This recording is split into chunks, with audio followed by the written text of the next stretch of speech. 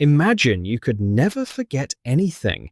Every meal, every conversation, every ordinary Tuesday of your entire life, perfectly preserved forever.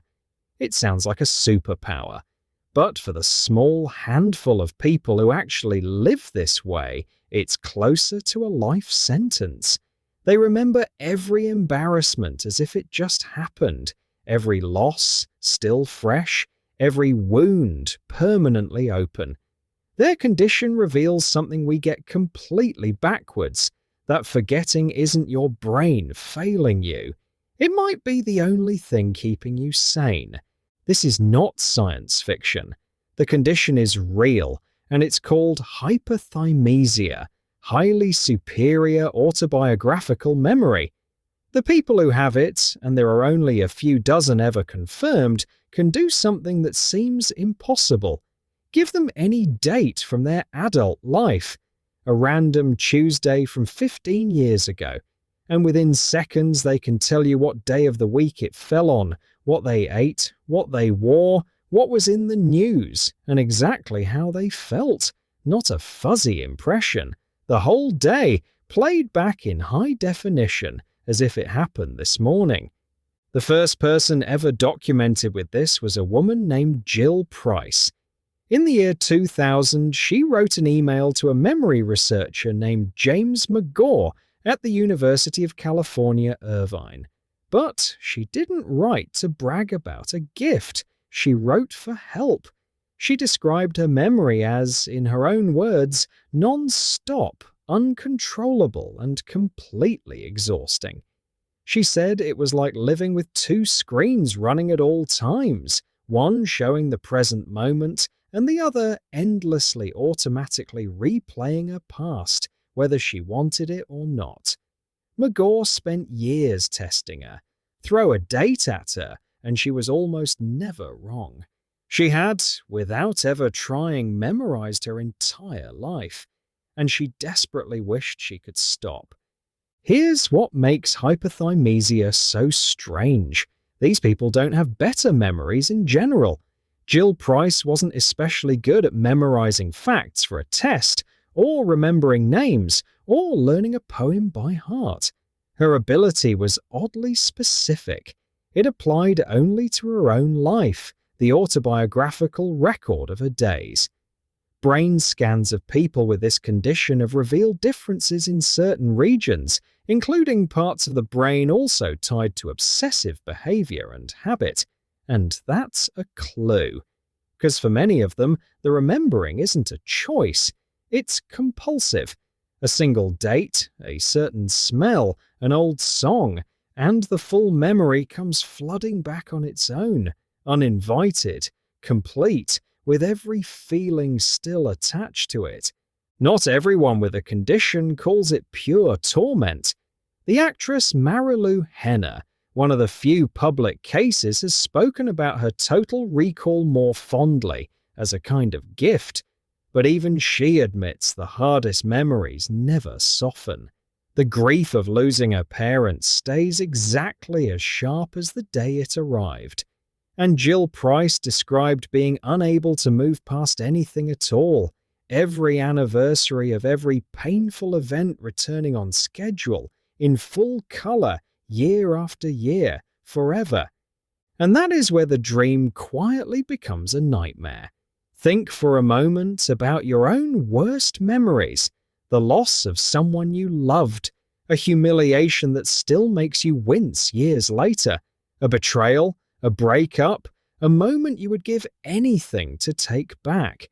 Now imagine that none of them ever faded, that every time your mind drifted near them, they returned not as distant, softened echoes, but at full strength, as sharp and raw and painful as the day they happened.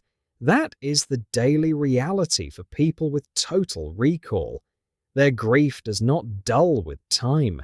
Their embarrassments never lose their sting. The people who hurt them are almost impossible to forgive, because the wound is always fresh, replaying in perfect detail.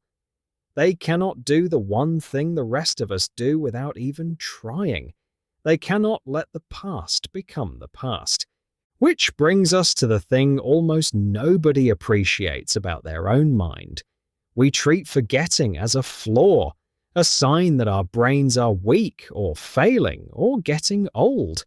We apologize for it constantly. But forgetting is not a malfunction. It is one of the most important things your brain does for you, and it does it on purpose. Every single day, your brain makes ruthless decisions about what to keep and what to let dissolve. And this isn't laziness, it's protection. In fact, psychologists have found something remarkable about how healthy memory works. It's called the fading affect bias. Over time, the emotions attached to your bad memories fade faster than the emotions attached to your good ones. The sting of an old embarrassment softens quicker than the warmth of an old joy. Your mind is quietly, automatically editing your past to be a little kinder than it actually was. And there's a second hidden cost to remembering everything. To think clearly, you actually have to forget. Your brain learns by throwing away the specific details and keeping only the useful gist. That's how you recognize patterns, generalize, and make sense of a chaotic world. A mind buried under every single detail can drown in them, unable to see the forest for 10,000 individual trees. This is not your memory failing. This is your memory healing you. Forgetting is what allows a wound to close. It's what lets grief slowly become something you can carry instead of something that crushes you. It's what makes forgiveness possible at all, because the details blur just enough that you can finally loosen your grip. It's even what lets you be surprised again, to reread a book or return to a place with something close to fresh eyes. The soft blur that settles over your past isn't a loss, it's mercy. And the people who cannot forget are living proof. A perfect, permanent, unfading memory sounds beautiful in theory, but in practice it is a cage. It traps you inside every worst moment you've ever had, forever, with no door out. So the next time you can't remember what you had for lunch last Thursday or the name of someone you met just last month, try to feel something other than frustration. Because that small, ordinary forgetting is a gift the people in this story would give almost anything to have. You get to let go. You get to heal. You get to have the sharpest edges of your hardest days worn smooth by time, until one day you can look back on them without bleeding. Your imperfect, leaky, gloriously unreliable memory is not your brain failing you.